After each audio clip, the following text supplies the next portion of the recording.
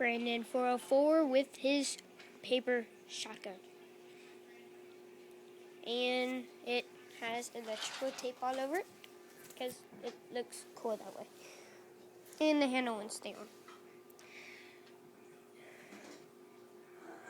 As you can see, the handle is kind of crooked. And should really be a lot better. But fits, looks cool. Like, it still looks cool though. Wish that handle wasn't crooked. And so is that. You're probably wondering if it pumps. And yes it does. See, that didn't do anything. I thought it'd do something. And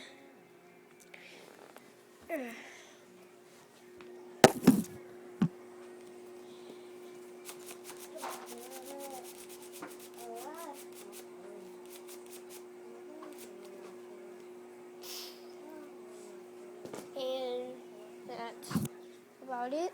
I'm going to be making a video on how to make a paper shotgun like how I did.